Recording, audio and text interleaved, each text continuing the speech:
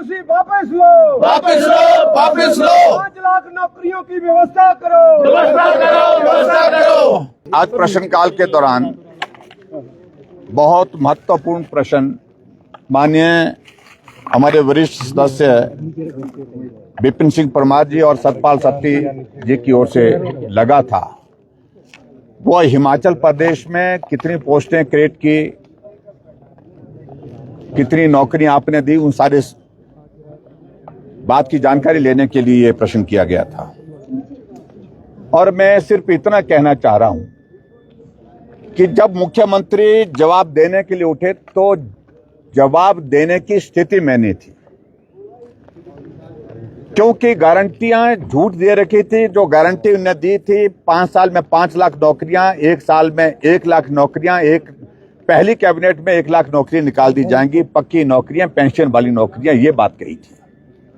जब आज प्रश्न का उत्तर दे रहे थे तो आंकड़े गिना करके वो प्रयास कर रहे थे कि जो हम कह रहे हैं वो सही कह रहे हैं, लेकिन हकीकत यह है कि 31 जुलाई 2024 को विधानसभा के एक प्रश्न के उत्तर में जवाब दिया था 34,980 नौकरियां दी, और 15 अगस्त 2025 को मुख्यमंत्री भाषण देते हैं सरका घाट में कि हमने हिमाचल प्रदेश में 23,191 नौकरियां दी हैं। 11,000 नौकरियों का फर्क है। 1 साल बीतने के बाद ये नौकरियां बढ़नी चाहिए थी और ये 11,000 के करीब कम हो गई है।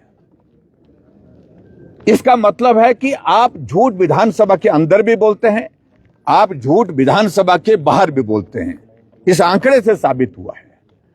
और जब सारी बात को लेकर के हम प्रश्न पूछ रहे हैं कि आपने अपनी सरकार के दौरान कितनी पोस्टें क्रिएट की और उसके कितने जो है कितनी पोस्टें उसमें से भरी, वो जवाब भी उसमें भी कंफ्यूजन है, क्योंकि अधिकांश लगभग 5,000 पोस्टें भारतीय जनता पार्टी की सरकार के दौरान जो है क्रिएट की गई बजट प्रोविजन के साथ, और उनका सिलेक्शन का प्रोसेस शुरू हुआ।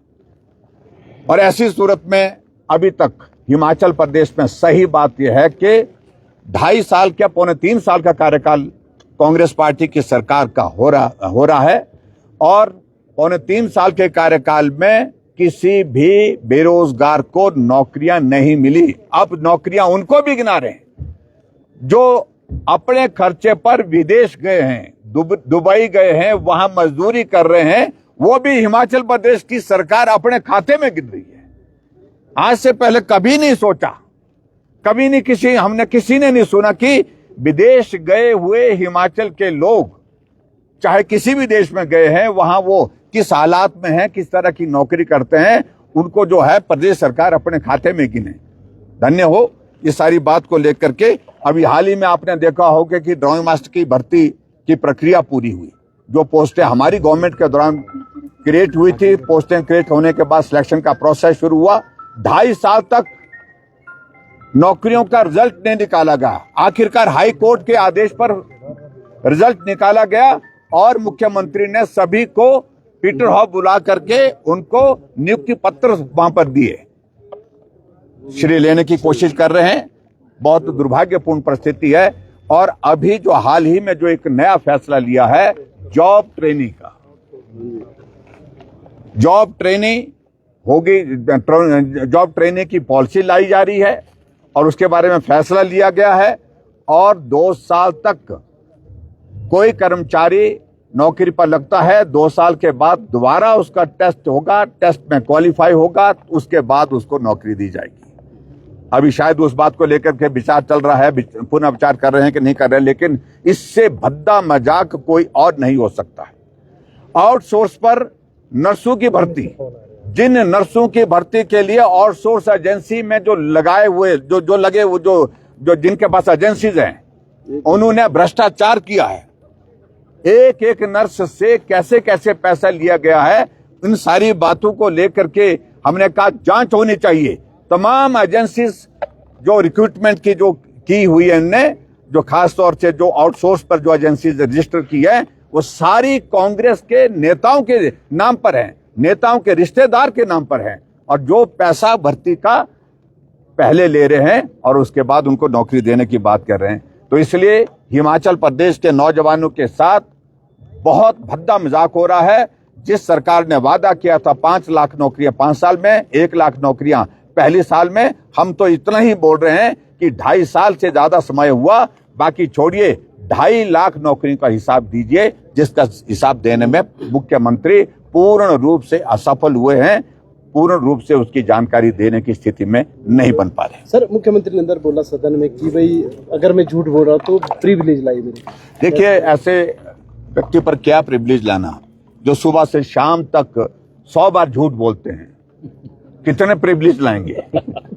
तो ये आप अच्छी तरह से समझते हैं। मुझे लगता है कि आपको अच्छी तरह से याद होगा, ये भी याद होगा कि एक बार विधानसभा के अंदर मैंने यही याद दिलाने की कोशिश की थी कि आपने 5 लाख नौकरी का वादा किया है, 1 लाख नौकरियां 1 साल में देने का वादा किया है। तो मुख्यमंत्री खड़े होकर के हमसे पूछे कि हमने कहीं लिख करके दिया है? मैंने इनका ही घोषणा पत्र दिखाया था और वो ले किया, और मैंने स्पीकर महोदय से आग्रह किया कि आप पढ़ करके सुनाइए, हो सकता है मुझसे त्रुटि हुई, मुझसे गलती हुई हो। और स्पीकर महोदय जी ने विधानसभा के रिकॉर्ड का हिस्सा है जिसमें उन्होंने पढ़ करके सुनाया कि इनके घोषणा पत्र में, गारंटी पत्र में ये लिखा है कि 5 लाख सरकारी नौकरियां 5 साल में दे दी जाएंगी, ये पढ़ करके सुनाया है। अब इसके बाद क्या बोल सकते हैं? जो मुख्यमंत्री हर बात पर झूठ बोलते हैं, मैं समझता हूं ये प्रदेश का दुर्भाग्य है। विधानसभा की गरिमा के खिलाफ भी है, सदन की गरिमा। निश्चित रूप से ये मुख्यमंत्री की गरिमा तो तार तार हुई पड़ी है और ये विधानसभा की गरिमा के भी खिलाफ है, और निश्चित रूप से ये प्रदेश के नौजवानों के साथ एक बहुत घटिया भद्दे स्तर का मजाक है। क्या सर वॉकआउट किया?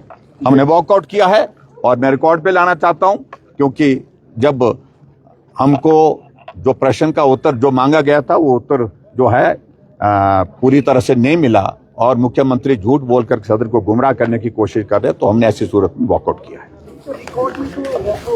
ओके। देखिए, हमने यहां बोल दिया, ये रिकॉर्ड है।